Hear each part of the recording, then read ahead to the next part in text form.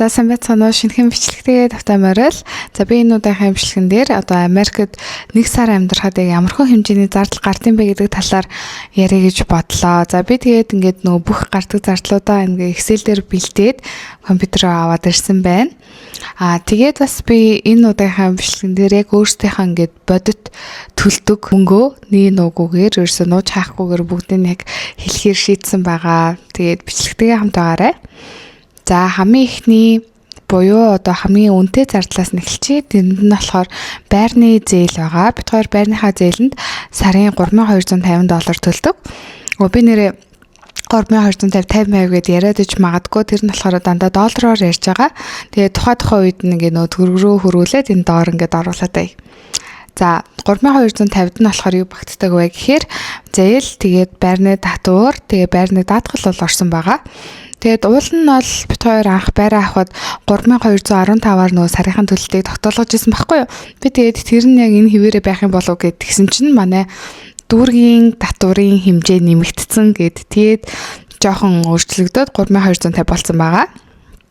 Тэгээд өмнө нь болохоор одоо байрны зээл нь хамаг мөнгө явж байгаа шүү дээ. Өмнө нь болохоор байр түрээсэлдэг байхад ямар зардал гардаг байсан бэ гэхээр бит хоёр энэхээр 2 bedroom буюу монголоор 3 өрөө байр түрээсэлдэг байсан. Тэгээд нэг өрөөгөө унтлахын өрөө, нэг өрөөгөө ажлын өрөө болоход түрээсэлдэг байсан байхгүй юу? Тэгээд тэр байр маань болохоор $1800 гэдэг байсан. Байрны мөнгөнд $200 гардаг байсан.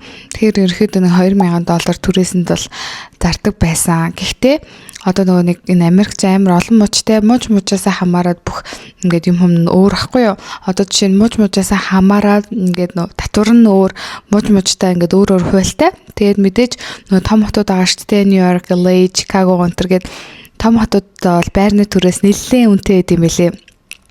Би нөгөө ардын ана жижигийн хамгийн сүүлийнх нь бичлэг дээр нөгөө нэг өөрийнхөө байрны түрээсийн үнийг $2500-аар тагшигсан. Тэр чинь бараг нэг миний харснаар шүү нэг 2 өрөө байр байсан уу. Тэгэхэд $2500 хавцаа байсан. Тэгэхээр бас 2500 3000 гэдэг бол байрныхаа төрслөөс дээшээ хамаарад бол үнэхээр хязгааргүй түрээстэй. Би нөгөө нэг ягаад энэ байрны түрээс ирээд байна вэ гэхээр хүмүүс бас ирээд байр түрээслэхэд яг ямар хуу үнэтэй гэдэм бол гэдгийг мэдэх хэрэгтэй ах гэж бодоод яриад байна. За тэгээд бид хоёр нөгөө түрээсийн байр хаагаад явж байхад болохоор нэг өрөө буюу студио апартмент $1300 гэж хэлсэн. Тэгээд 2 өрөө буюу нэг бедрумтэй өрөө болохоор $1500 гэж хэлсэн. Тэгээд Нью-Йорк, LA, Чикаго энтер бол уусаа амар үнэтэй газар байлээ. Би хэдэн сард үлээ Нью-Йорк явсан юм а хүүтэйгээ гурлаа явсан. Манай хүү 2 сартай байсан байхгүй дөнгөж.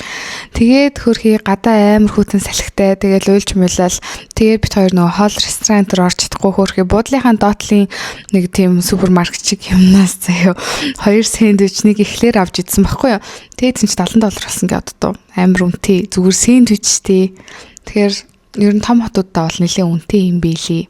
За тэгээд байрны хэрэглээний мөнгө болохоор сардаа $300 гардаг. Тэгээд энд нь болохоор цэвэр ус $50, интернет $50, хог болохоор улиралдаа нэг төлдөг, нэг $78-аас $80 хавцаа төлдөг. Тэнгүүд сарын $26 бол хавцаа болж байгаа. За тэгээд бохир ус $33 төлдөг. Тэгээ цахилгаан болохоор нэг 100 нь гэр дотор амар халуун тийм байдаг болохоор нөгөө нэг air conditioner ажиллаулдаг болохоор 100 цахилгаан нэлээд үнэтэй гардаг. Тэгээ бараг 120 морь хавцаа заяа. Өвөл нь бол нөгөө газар халаадаг байхгүй юу? Тэгэнгүүт өвөл газ нь бол амар үнэтэй байдаг. Тэгэнгүүт цахилгаан нэг 50-аас 120-ын хооронд газ бас нэг 50-аас 120 хооронд бол гардаг. Сөөхийн төлбөр болохоор $20 гардаг. Тэгээд манай сөөхтдээ бүр юу ч хийдгүү заяа. Ингээ монголччин ингээ сөөгч нь юу хийдэг штэ. Надад ч ингээ нөгөө нэг байрныхаа цэвэрлэгээ тэгээд нөгөө харуул эсвэл байрныхаа тоглоомын тапаг янзалдаг ч юм уу тиймэрхүү юм хийдэг штэ. Тэнгүүд манай сөөг бүр юу ч хийдгүү. Энд чи тэгээ нэг Zoom call хийгээл байдаг. Тэгээд тэрнээс шуул нь бол юу ч хийдгүү. За тэгтээ тэр яах вэ? Тэгээд заавал угаасаа төлөх ёстой мөнгө болохоор $300 бол хавцаа гардаг. За дараагийн одоо хамгийн том гардаг зардал маань болохоор эрүүл мэндийн даатгал байгаа. Бид хоёр сартаа $600 төлдөг. Ингээд эрүүл мэндийн даатгал нь ингээд янз бүрийн багцтай юм байл л дээ. Одоо diamond, gold, silver, platinum энтергээд. Тэгэнгүүт бид хоёр болохоор gold багцтай дээрээсээ 2 тийм үү. Тэгээд яагаад тийм багц ингээд сонгож авсан бэ гэхээр угаасаа би нөгөө төрөх төлөвлөгөөтэй байсан 25 онд. Тэгээд төрөх чинь амар үнэтэй юм билээ шүү дээ. Хэрвээ одоо ингээд эрүүл мэндийн даатгалгүй төрөхөөр бол бараг $30,000 хавцаа болд юм билээ. Тэгэнгүүт би даатгалтай болохоор бүх юм нийлээд $2,500 хавцаа төлж бол төрсөн байгаа. За тэгээд манай энэ голд багц маань яадаг вэ гэхээр арай даатгалаа арай үнэтэй төлдөг. Тэгсэн мөрчлөө нөгөө нэг эмнэлэгт үзүүлээд гарах эмнэлгийн зардал нь бол хамаагүй бага байд юм билээ.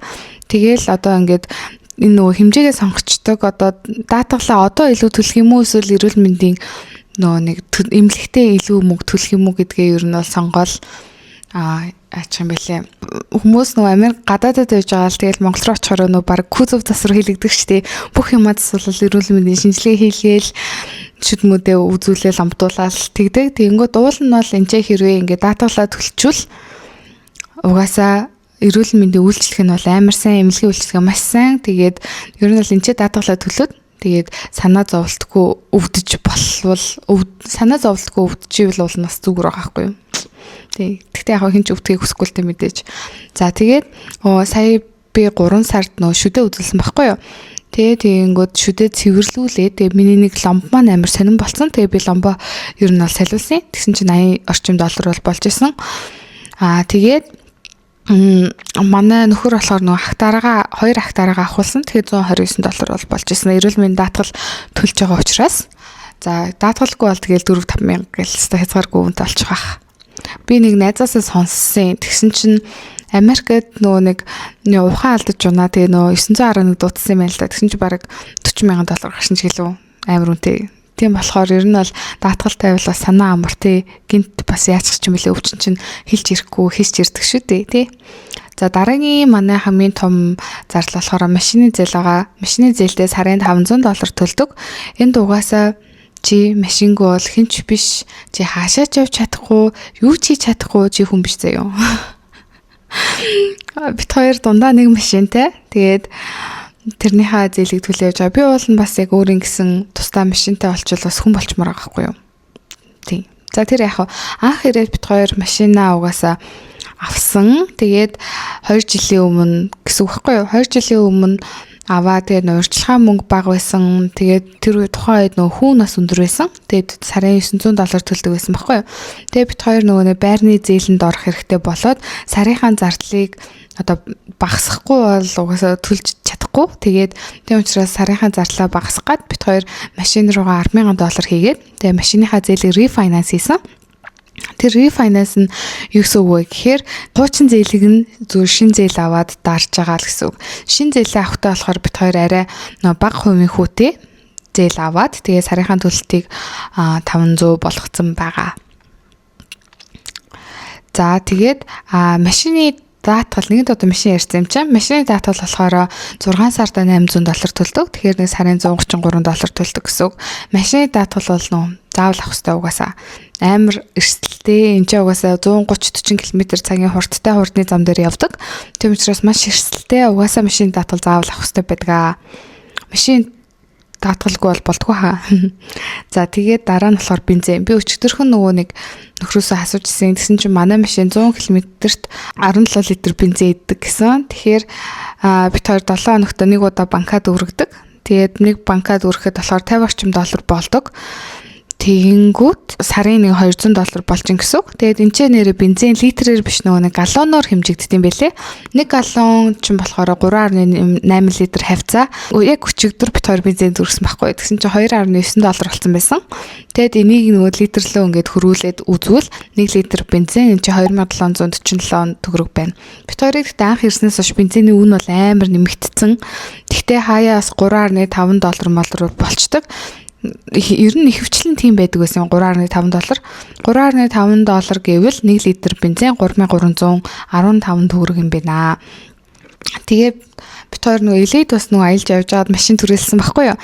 Тэгээд бензин хийсэн чинь $6.6 гэсэнгээ одоо 1 галлон бензин. Тэгэхээр тэр чинь монголоор 1 литр бензин $6,250 гэсэн үг байхгүй юу.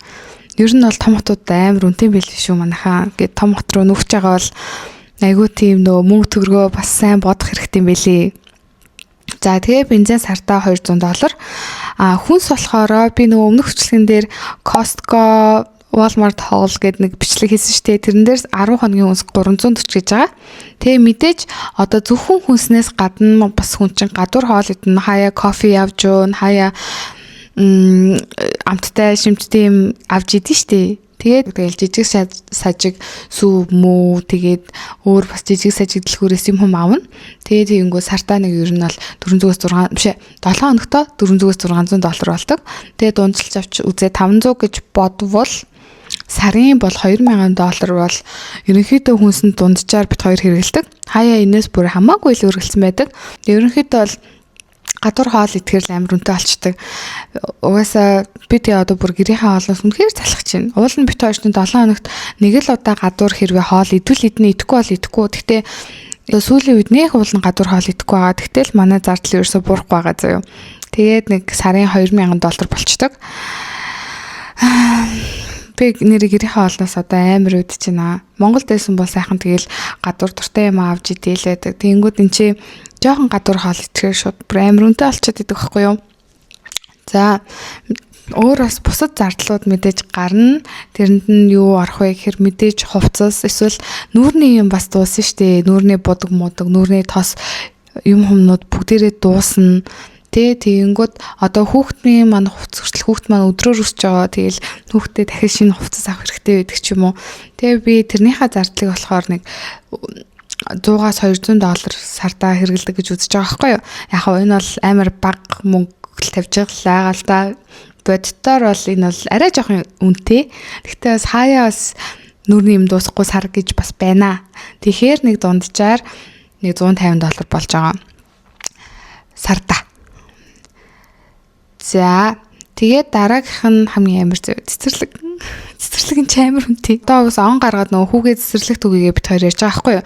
Тэгэхгүй бол би нөгөө нэг хүүгээ харангаа гэртээсээ ажилдаг штэ. Тэгэнгүүт надад ингээ амар хэцүү ажилдаач төвлөрч чадахгүй, хүүдээч төвлөрч чадахгүй ер нь ингээд альчгүй болоод идэв байхгүй юу. Тэгээд одоо хүүгээ цэцэрлэгт үгээ. Тэгээ хамгийн голноос манай хүү ингээд өдөржингөө надтай хамт байгаа. Тэгээд орой аав нэрээд тэгээ бид гурлахнаа байгаа штэ. Тэгээд тэгэнгүүт өөр хүн харахаараа манай өвөө жоохон нөө айж уйлаад байгаа. Тэгээ жоохон нийгэмшүүлээ, хүүхдүүдтэй хамт тоглоулъя гэж бодоод цэцэрлэгт ер нь бол хөр болсон. Тэгээд сайхан би цэцэрлэгээс нөгөө нэг үнийн санал авсан. Тэгсэн чинь 7 хоногт 5 удаа өгвөл сарын $1550, 7 хоногт 3 удаа бол $1100, 7 хоногт 2 удаа гэвэл $900 үнэтэй байна. Амар үнэтэй. Бит хоёр яг үнэтэй хүүхдээ цэцэрлэгт өгчвөл ер нь яаж амьдрахаа бас мэдгүй л байна. Тэгтээ яг би энд мөнгө хадгалж л байгаа л да цэцэрлэгийн мөнгө гээд. Тэгтэл бас амар үнэтэй болохоор жоохон хэцүү л болох байх амьдрал. Тэгтээ яг тэгэл яаж игээл болох нь өөр ажил хийдэг ч юм уу. Тэгээ би эсвэл арай гайгүй сайн цалинтай ажилд ордог ч юм уу. Тэгээд ямар ч юм болох байх. Тэгтээ энэ чи нэрээ сургууль бол үнэгүй. Сургуулийн насны хүүхдээ бол үнэгүй. Тэгээ яг нөгөө нэг private school, chartered school энтер гэдэг уул нь бол байдаг. Тэр нь бол хамаагүй сургалт сайтай гэсэн. Ингээд зүгээр би сонссон. За ингээд би одоохондоо хүүхдэд цэцэрлэгт мэдээж өгөөгүй байгаа. Тэгээд одоо энэ бүх зардлуудаа нийлүүлээд үзүүл заяо $7133 болж байна. Сарынх штэ. Тэгээд би Монгол мөнгөөр хөрвүүлээд үзвэл энэ маань 25,680,000 хүүхдэд цэцэрлэгт өгөөгүй байхад штэ. За яг хуу бит хоёр чинь байрны зээлтэй. Тэрний зээлгүй одоо зардал хэд болох вэ гэд үзвэл хэрвээ байр түрээсэлдэг гэж үзвэл $5,580 болж нэг манай жишгээр бол.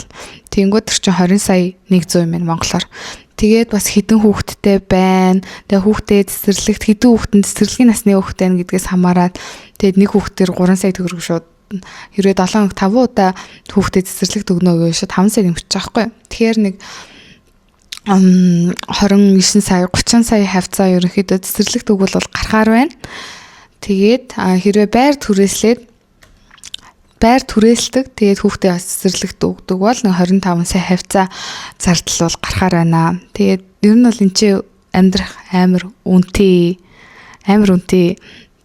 Тэгээд би яг энэ бичлэгээр юу хэлэх гээд байна вэ гэхээр ерөнхийдөө ингээд Америк руу ирэх байгаа хүмүүс байвал мөнгө төгрөгөө ингээд сайн бодож тооцоолж мөнгөтэй ирээрэй гэж хэлье. Тэгэхгүй бол энэ ч бас ингээд ер нь бол нэг өдөрч ажилгүй байхад бол амар хэцүү. Уул нь бол би ингээд ажил хиймээргүй аахгүй юу. Би чинь бас сайхан төрсөн хүн шүү дээ. 10 сарын өмнө би төрсөн хүн байхгүй юу.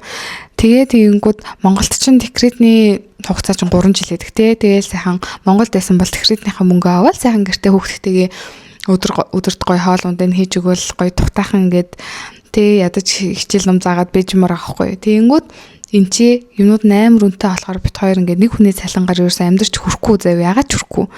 Тэгэд би ингээд хүүхдээ харангаа заавал ингээд ажиллахаас өөр шаардлага байхгүй болж байгаа хгүй надад ямар ч өөр сонголт байхгүй. Энд чаа угаасаа юу яд юм бэлээ. Ингээд нөгөө декретний хугацаа нь 12-7 хоног. Ерөнхийдөө бол ерөөсөө 3 сар заяа. Зад хүмүүс нь ингээд ажилдаа орохгүй бол ажлаас нь халагдана. Ажлаасаа гарах ёстой. Ажлаасаа халагдана. Тэгээд тэнгүүд би заавал тэгээд буцаад ажилдаа орчих жоохгүй. Угаасаа энэ Америк хүмүүс ч гэсэн тэгэл 3 сар болол ажилдаа ороод хүүхдээ нөгөө дэйкер ч юм уу эсвэл нөгөө нэг хүүхдийн хасрагч аваад ажилуулцдаг юм бэлээ. Уул нь бол гоё ажил хиймэргүй л байна. Ерөнхийдөө. Гэхдээ энэ ч бол үнэхээр duty calls дээ бүр амар юмнууд амар үнэтэй аваадтэй. За ерөнхийдөө бол иймэрхүү зардал бол гардаг. Тэгээд бид гурав чи ерөөсө гуруулахнаа штэ. Гуруулахнаа хаад ийм зардал гарч ийна гэхээр бас энэ ч бол нэлийн үнэтэй байгаа. Уул нь бол бид гурав ерөөсө энэ чи тансаглаадсан юм байхгүй заяа. Ерөөсө тансаглаадсан байхгүй. Гадуур нэг удаа 7 хоногт гадуур нэг удаа л хоол иддэг. Гэхдээ баг одоо бол 2-7 хоногт нэг удаа ч юм гадуур хоол идэж байгаа байхгүй юу? Уул нэг тансаглаад нэг дуртай юм аа ингээд аваадсэн юм бол байхгүй байхад ийм амар үнэтэй болж байгаа байхгүй юу? Миний бодлоор ингээд Монголд байхдаа бол би бол хамаагүй ингээд дуртай юм авчдаг байсан байхгүй юу? Тэгээл нөгөө юм уу цүнх мөнх тэгэл дуртай хувцас ч юм уу хамаг дуртай юмнуудаа бол гайгүй ингээд санаа зовхгүй авчдаг байсан. Энд чи ирээд бол тэгээ бүх юмнууд амар үнэтэй хинээсээ мөнгө гоох уу тэгээл өөртөө л одоо нэг өдөр ч ингээд ажилгүй байж болохгүй байгаа байхгүй юу. Тийм болохоор бас жоохон ингээд хэмнэлттэй. Гэхдээ бас нэх амар хэмнэлттэй биш амьдрахад ерөнхийдөө бол нэг юм зардал бол гарч ийна. Өөр бас гадаадад амьдардаг хүмүүс байвал үнэтэй нөө хямдхан байна уу та комент хэсэгт үлдээгээрэй. Тэгээд энэ хүртэл үзсэнд баярлалаа. Тэгээд дараагийн бичлэгээр уулзъя баяртай.